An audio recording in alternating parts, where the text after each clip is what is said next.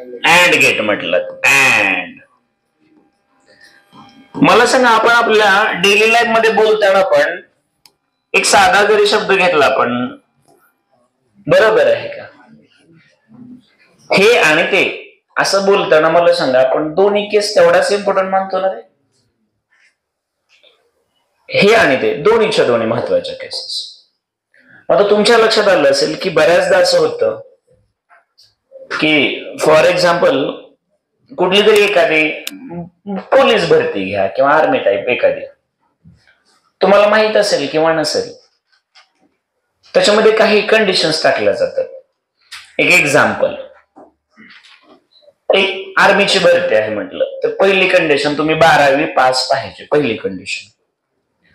आणि दुसरी कंडिशन तुमचं वय 18 पूर्ण पाहिजे, कमीत कमी तुमचं 18 पूर्ण पाहिजे, जास्तीत जास्त तुमचं 25 पाहिजे. समजा असं एक क्रायटेरिया आहे, एक उदाहरण घेतलं मी. ओके, कमीत कमी किती पूर्ण पाहिजे? 18. तुम्ही 12वी पास पाहिजे, तुम्ही 18 ते 25च्या दरम्यानचे पाहिजे. आणि मग ती ऍड आली आणि आता लोकांनी फॉर्म भरायला चालू केलं. मग आता तुम्ही मला सांगा, त्याच्यातल्या काही मुलांनी जे 10वी पास आहेत त्यांनी फॉर्म भरायला चालू केलं, तर त्यांचा जो फॉर्म आहे तो अप्रूव्ह होईल का? नाही. मान्य ते 20 वर्षाचा मुलगा आहे पण तो 10वी पास आहे, मग त्याच्याकडे 18 ते 25च्या मध्ये तो आहे, एक कंडिशन सॅटिस्फाय आहे, पण दुसरी कंडिशन तो 12वी पास नाही, तो 10वी पास आहे, 12वी नापास आहे. दुसरा मुलगा आला, तो 12वी पास आहे आणि त्याचं वय आता 28 पूर्ण झालेलं आहे. 28 पूर्ण झालं तरी त्याचा फॉर्म होईल का रे? नाही ना होणार. मग तुम्हाला मला चांगलं माहिती आहे की आपल्या लाईफ मध्ये खूपदा असं होतं की सगळ्या कंडिशन्स मस्ट असतात. मग काही लोक म्हणतात तेवढा कशाला विचार करू, आमच्या सध्या ताटात वाढले ती मस्ट कंडिशन आहे. कसली? तर आम्ही आहोत आता 12ला. मग आम्हाला PCMB आणि मग 2 लँग्वेज असं काहीतरी 6 सब्जेक्ट असतात. मग त्याच्यातलं कोणीतरी काहीतरी करतं, कुठला तरी क्रॉप सायन्स असेल, कम्प्युटर असेल, काय असेल, 12 भानगडी करून 5 पर्यंत आणतं, काही करतं. पण समजा आम्ही अशा आहोत आता PCMB जनरल, आम्हाला 6 सब्जेक्ट आहेत.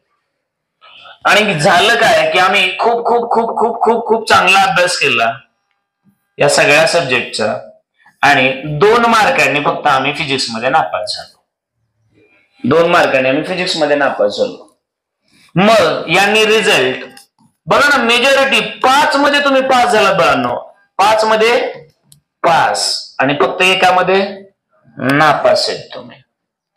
तर तुमचा जो मेन रिझल्ट आहे तो तुमचा काय असतो? नापास ना. मग 6 पैकी 5 सब्जेक्ट मध्ये तुम्ही पास झालात, एकात नापास झालात, तर तुम्हीच मला सांगा तुम्हाला ऍडमिशन मिळतं का? नाही मिळत. दुसरी गोष्ट, समजा उद्याच्याच क्रायटेरिया बद्दल बोलूया की तुम्ही आता ऍडमिशन घ्यायला गेलात समजा इंजिनिअरिंगला, आणि मग त्यांच्याकडे 2 क्रायटेरिया आहेत, एक आहे तुमचा बोर्ड आणि दुसरा असतो सीईटी.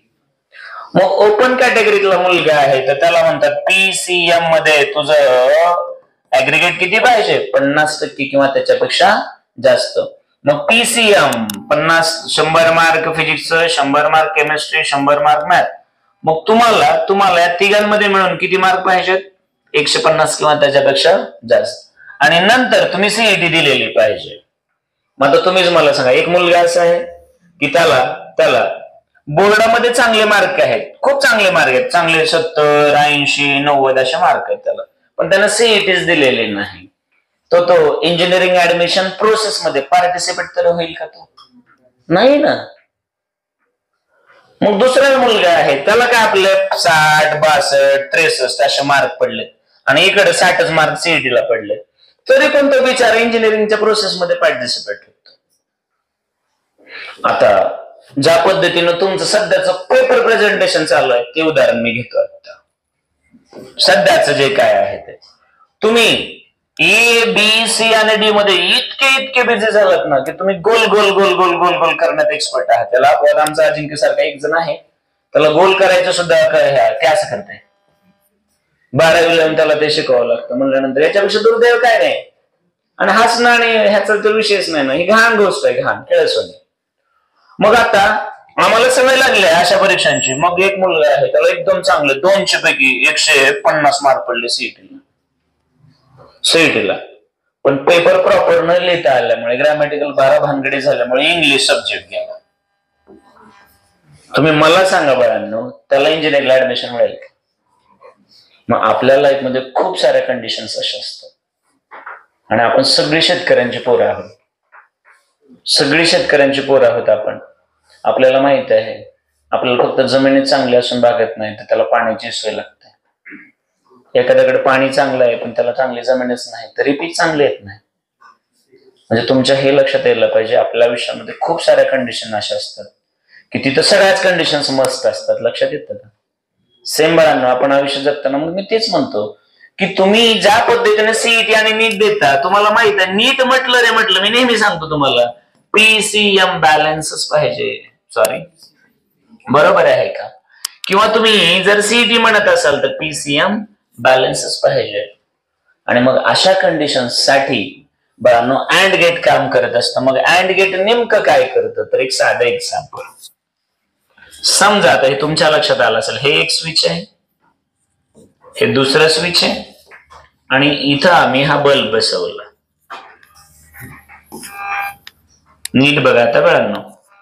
आणि ही तुम्ही तिथं बॅटरी, अशी मोठी बॅटरी जोडली समजा, निगेटिव्ह. आणि मग हे S1 S2 सीईटी बोर्ड, आणि हे तुमचं इंजिनिअरिंगचं ऍडमिशन. ठीक आहे. आता तुम्ही मला सांगा, तुम्ही सीईटी आणि बोर्ड काहीच दिलं नाही आणि इंजिनिअरिंग करायची आहे, तुमच्या घरचं कॉलेज असलं तरी बी शक्य नाही. कळलं का? बरोबर आहे ना? मग याचा अर्थ दोन्ही कंडिशन 0-0. तुमचं आउटपुट काय? इंजिनिअरिंगला ऍडमिशन भेटलं का? नाही. हल्ली तुम्हाला माहिती आहे ना सध्याचं नवीन ट्रेंड, नोकरी पाहिजे शेती पाहिजे तरच लग्न जमले, माहिती ना? नवीन ट्रेंड आहे. मागाचा तो जुना होता भूतकाळ, त्याला खूप मोठा काळ गेला. नको आता तुझ्या सिरियस व्हायला तू जास्त सिरियस व्हायला बेटा. मगापासून तिथे एक्झाम्पल दिल्यापासून कधी नाही तिथे एवढं तुझं कॉन्सन्ट्रेशन वाढलंय म्हणून सर नेमकं आता काय सांगणार आहे, मला काय करायला पाहिजे. मग आता हे S1 S2 आणि समजा हे Y किंवा A B आणि याला म्हणा Y. बरोबर आहे. आताचा क्रायटेरिया कसं काय झालाय माहिती ना तुम्हाला? नोकरी पण पाहिजे आणि शेती पण पाहिजे, कारण नोकरीची शाश्वती राहिलेली. धडाधड आमचं लेकरू सॉफ्टवेअर इंजिनियर आहे. तुम्हाला माहिती 2012ला एवढं मोठं रिसेशन आलं की लाखो लोक, शेकडो म्हणजे हजारो लोक आपल्या अमेरिकेमधून इकडून तिकडून भारतात येऊन बसली. का? नोकऱ्या गेल्या होत्या. बरोबर आहे की नाही? कोविड मध्ये खूप साऱ्या लोकांच्या नोकऱ्या गेल्यात ना त्यांना, मग त्यांना आधार शेताकडे होतच ना. म्हणून आता लोक हुशार झालेत. आता म्हणतात नोकरीच काय करणार, वावर पण पाहिजे, थोडी का असे ना, थोडी का पावर असे ना, पण पाहिजे. बरोबर आहे की नाही? मग आता मला सांगा, काय 12वी बी नाही, बोर्डाला पण गेला नाही बिचारा, आणि सीईटीला पण गेला नाही, ऍडमिशन मागायला गेला, दिली थोपाडीत. बरोबर आहे की नाही? काय काय मिळेल त्याला? मग आता मला नाही आपण पुढच्या वर्षी म्हणला आपण काय हो म्हणला, आपण सीईटी द्यायची म्हणलं. पहिली सीईटी घेतली ना, सीईटी दिली साहेबांनी, सीईटी दिली, पण बोर्डाचीच परीक्षा द्यायचं विसरला.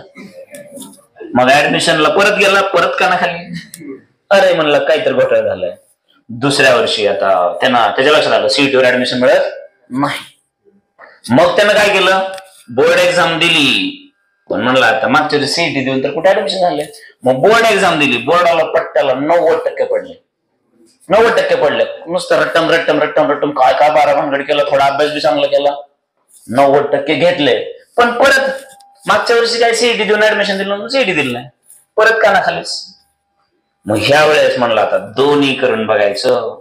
मग ती लोक बोंबलली, तुला अगोदरपासून सांगत होता ना घेऊन आलाय ऍडमिशन. बरोबर आहे की नाही? मग तुम्ही मला सांगा, इथं हे स्विच ऑन केलं, करंट इथून इथपर्यंत गेला ना रे बाळांनो, इथपर्यंत आला, पुढे रस्ता आहे का? नाही रस्ता. मग बल्ब ऑन होईल का? आउटपुट मिळेल का? नाही मिळणार. मग पुढे म्हणलं चला आता हा ऑन ठेवला तरी पण चालू नाही, मग ह्याला ठेवला ऑफ आणि हा ठेवला ऑन. आता हा ऑन झाला, करंट इथंच थांबलाय ना, पुढे जायचा विषयच नाही. दोन्हीमध्ये तर विशेष नाही.